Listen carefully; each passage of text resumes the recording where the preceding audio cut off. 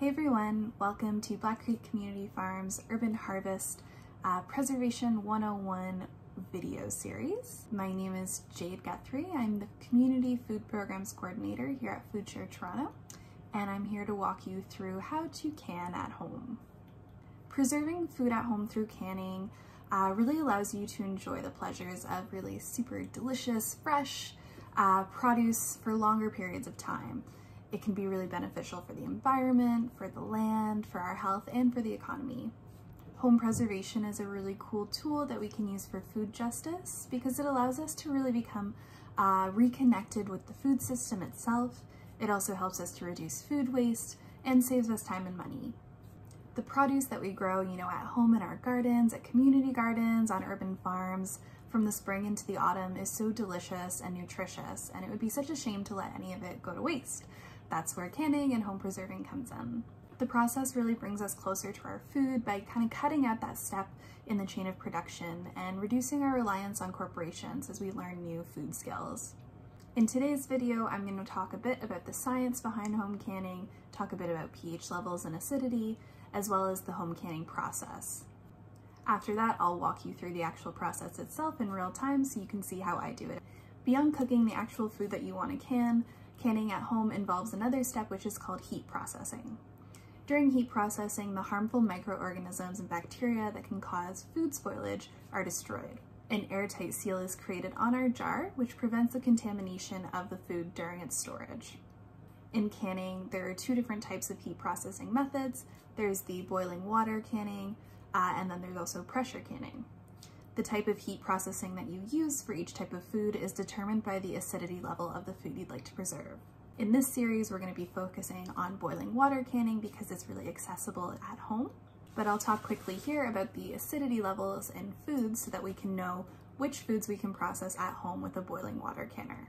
The boiling water canning method is safe to use for high acid foods. If you're processing low acid foods, you have to do that in a pressure canner, which is a totally different process. Food's acidity is determined by the level of acid that's naturally present in the food or the level of acid that's added to a recipe. A solution's acid level is illustrated by its power of hydrogen or its pH level. We measure pH level on a 14-point scale where 0 is the most acidic and 14 is the least acidic. Foods or recipes with a pH level of 4.6 or lower are considered high acid foods. These foods are the safe ones to process in boiling water. When we use the boiling water canner, it heats the food up to 212 degrees Fahrenheit, a temperature that sufficiently kills molds, yeasts, and some bacteria from high acid foods. Some examples of high acid recipes would be fruits, jams, jellies, and fruit spreads. There are also some foods that we can process with a boiling water canner that are kind of borderline high acid foods, something like tomatoes.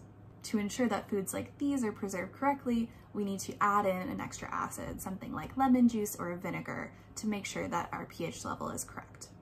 On the other end of the spectrum, we have low acid foods, which are foods with pH higher than 4.6. This group includes vegetables, meats, poultry, and seafood. These foods must be processed through a pressure canner. Pressure canners heat food up to 240 degrees Fahrenheit, and that's the temperature that's required to destroy toxin-producing spores that can occur in these types of foods. Botulism is a potentially deadly form of food poisoning and is caused by consumption of these types of toxins produced by the spores of bacterium. This bacterium thrives on low-acid foods in the absence of air in moist environments, which is the exact environment of a home canning jar. So we're going to stay away from those foods for this series and focus mostly on high-acid foods. The one exception is when we're talking about vegetables and we're pickling them. That's cool to do in your boiling water canner because we're adding a ton of acid into that. If you're interested in preserving low acid foods at home, you could definitely look into freezing and dehydrating as alternative methods of preservation. Now that we've talked a bit about the science behind home canning, we're going to head over to my kitchen so I can walk you through the actual process. All right, so welcome to my little home canning station here in my kitchen.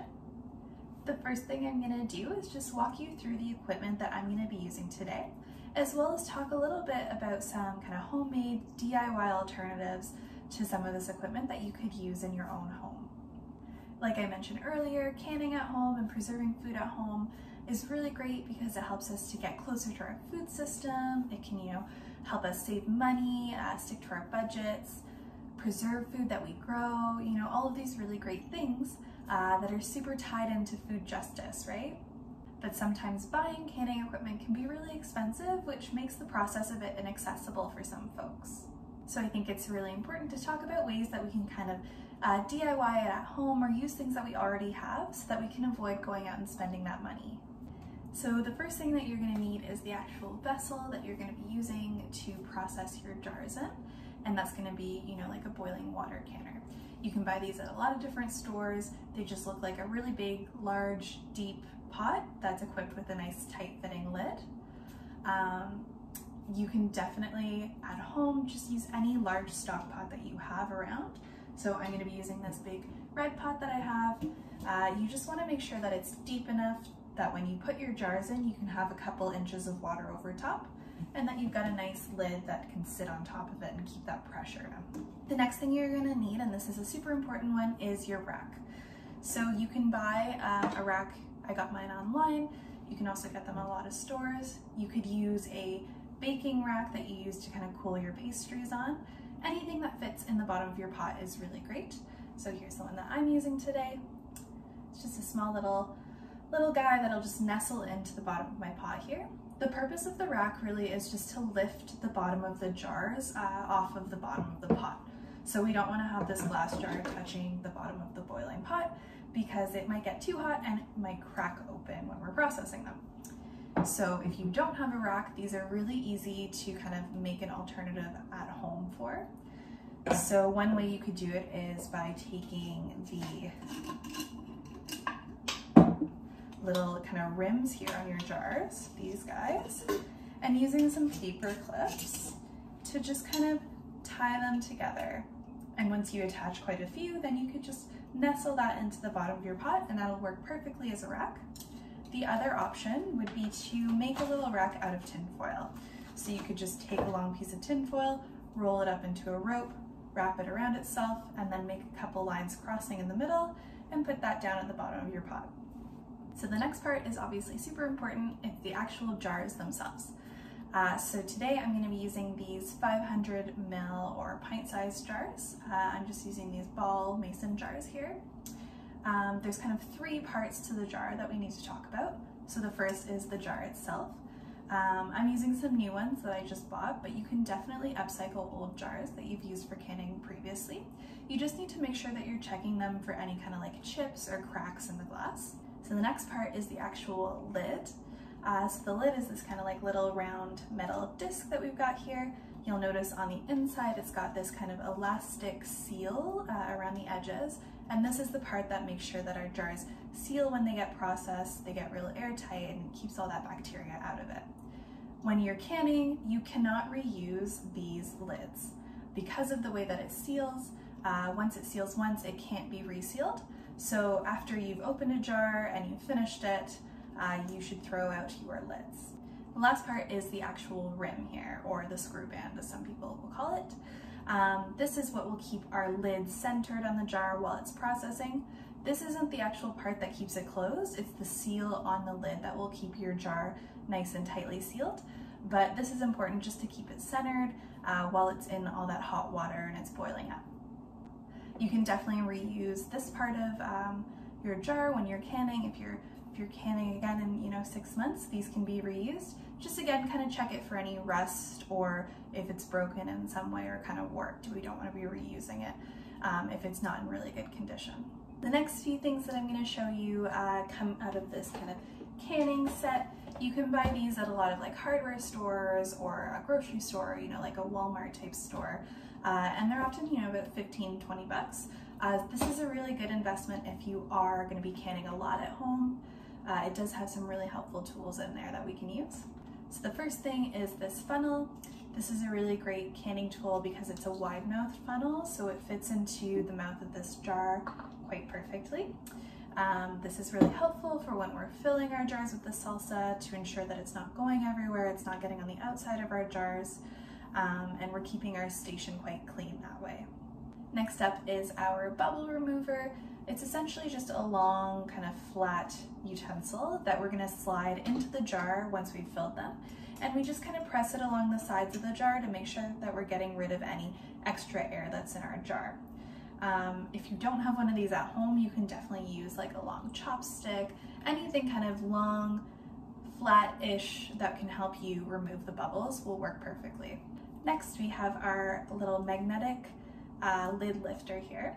This is really great. It helps make sure that we're keeping everything kind of sanitary and uncontaminated when we are sealing our jars. The way that you use it is it's got this magnet on the end of it, and so you can just lift up your sterilized lids really easily without touching the inside, which is really important, right? We want to make sure that once we've washed them and boiled them to make sure that they're super sterile, we're not touching the inside, and so that none of that bacteria that might be on our hands gets into the jars themselves. So these are really, really great. You just lift it up and then you can put it right on top of your jar and it's good to go. Finally, we've got our jar lifters. They're essentially kind of like wide tongs that are coated in this nice rubber here so that it's really grippy. These are perfect for when we're lifting our jars in and out of our canner. So you can see it's got a really nice grip on there. These are super helpful when we're canning, not only in terms of making sure that the rims of the jars stay uncontaminated by avoiding us touching them, but it also makes sure that we keep our hands safe and we're not touching really hot glass. If you don't have these at home and you don't purchase a canning kit, you can definitely use just kind of a regular pair of tongs. If you wrap the edges with a couple rubber bands to make them a bit more grippy, that can be really helpful for when you're lifting the jars out of the canner. So I've gone ahead and placed my rack into the bottom of my pot, and I'm just gonna set it aside on my stove for now. Before we get started with our canning process for the day, I'm just gonna kind of walk you through what we're gonna be doing, and then we'll go through it in kind of real time afterwards. We're gonna start by prepping the actual salsa that we're gonna be filling our jars with today. It's gonna be a nice tropical pineapple mango tomato salsa that I'm really excited about. Once our salsa is ready to go, we're gonna prep our jars for the actual canning process. So we're gonna sanitize and sterilize them in the hot water canner. Once they're totally clean and definitely not contaminated, we're gonna take them out and fill them with our salsa. We'll seal our jars, put them back into the hot water canner and process them for 20 minutes at that point. Take them out, let them cool, and then they'll be ready to go. Before we dive in, I just wanted to really underscore the importance of cleanliness and food safety while we're doing this canning process. We want to make sure that our hands are always washed. You could wear gloves too if you want to do that, but make sure you're washing them really well, 20 seconds, warm water and soap, and do that at multiple steps during the canning process to make sure that we're staying totally clean. You want to make sure that you're washing any fruits or veggies that you're using as well as kind of sanitizing your workspace, whether that's the stove or the counter that you're using. Lastly, we just want to make sure that we're always using up-to-date and tested canning recipes when we're canning at home. You never want to kind of change the jar size or substitute ingredients or change the ratios of acid to sugar in a recipe, because these are the things that are really important in maintaining a certain acid or pH level in our canned goods. Maintaining that pH level is super important in ensuring that our canned good is shelf stable and that it keeps any bacteria from growing in there. So make sure that when you're looking for recipes that you're finding them from reputable sources that you really trust. So with that being said, let's dive into our salsa recipe and then we'll get canning. We're going to start by slicing our tomatoes in half and throwing them under the broiler for a few minutes. After this, the skins will peel right off. For this recipe, I'm using about 1.5 pounds of ripe tomatoes. Next, I'll core and chop them. Peel and chop 2 ripe mangoes and 1 large pineapple. Finally, chop 2 jalapenos, 1 bell pepper, and 1 onion. In a large non-reactive pot, I've combined all my ingredients and I'm adding in 1/3 of a cup of sugar, grating 1 teaspoon of fresh ginger and 2 cloves of garlic,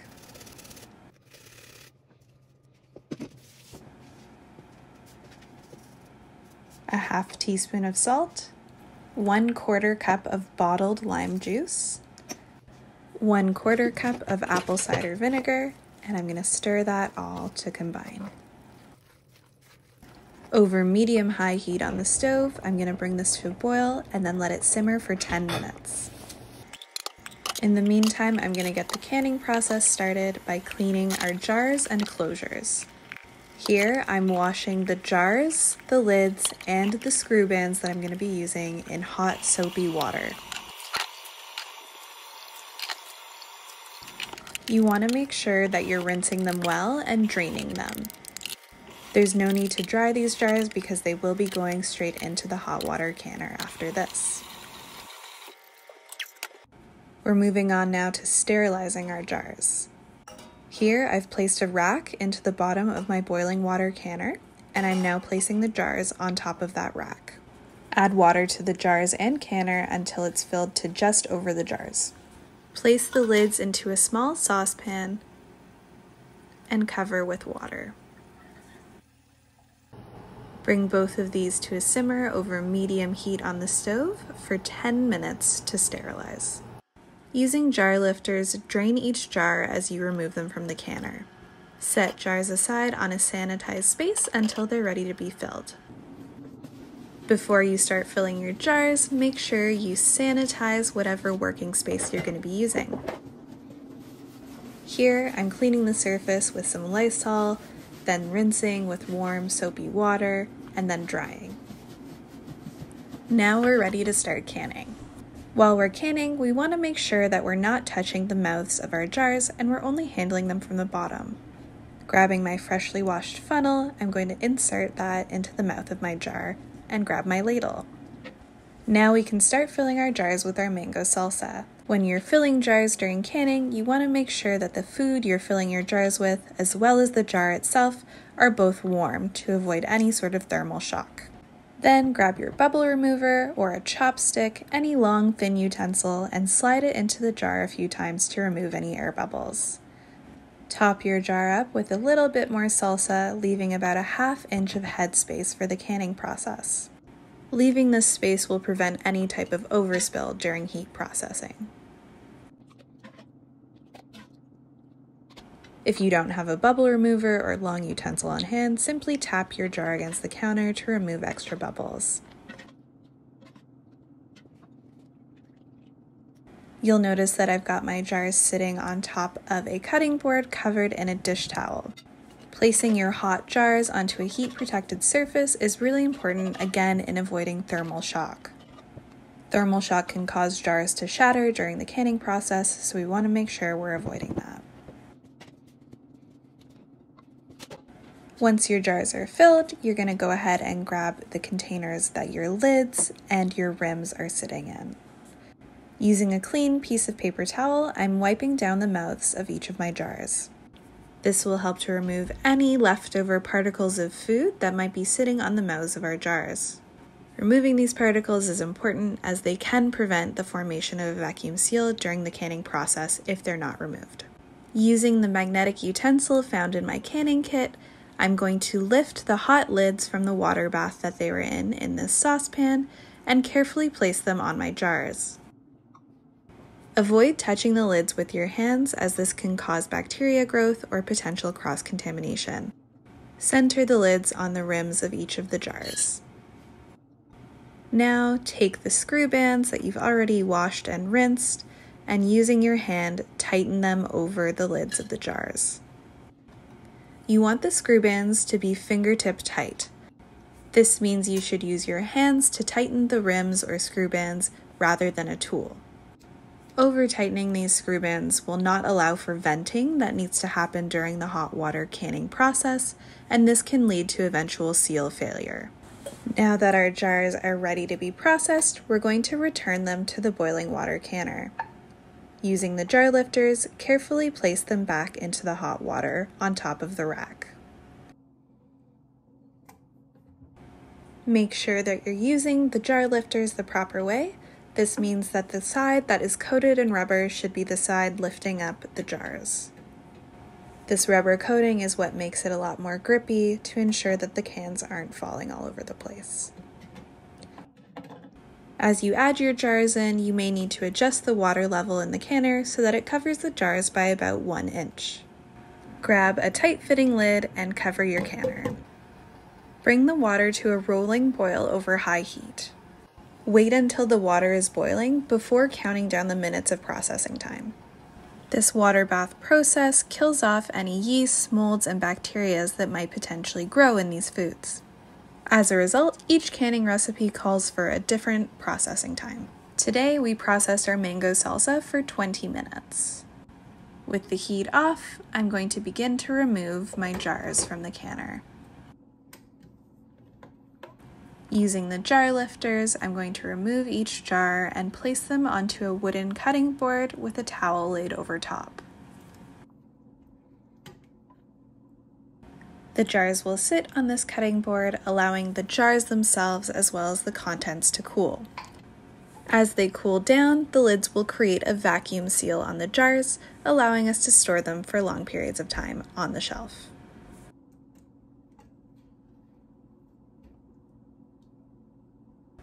As your jars sit and cool, you might be lucky enough to actually hear them seal. Sometimes, depending on the weather, the temperature inside our house, as well as the temperature inside of our jars, this doesn't happen, and that's totally okay.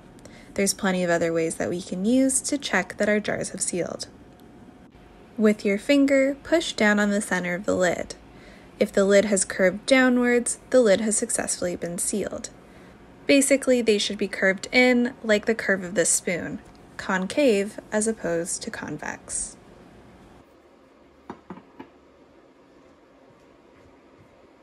Now that we've checked that our jars are properly sealed, we're going to go ahead and label them. Labeling your jars is super important to make sure that you're keeping track of how long they've been in your pantry for. We're going to write the name of our recipe and the date on the top of our jar. I like to do it on the lid because this is the part of the jar that we end up throwing out if we are going to reuse the rest of the jar. Labeling is a really important part of the canning process just to make sure that we're storing our jars for the proper amount of time and we're able to keep track of how long they've been in our pantry for.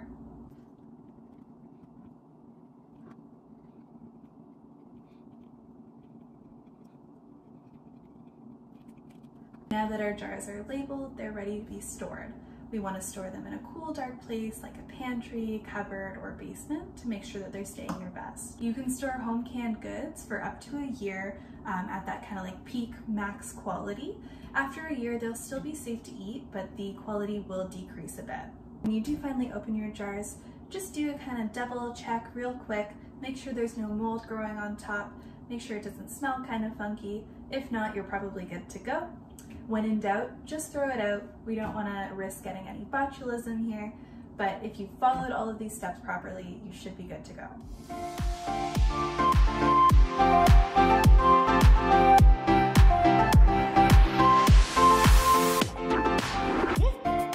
Thanks for joining me today and going on this learning journey about home canning. I hope you found it helpful. Make sure to check out the next video in this series, which is all about pickling.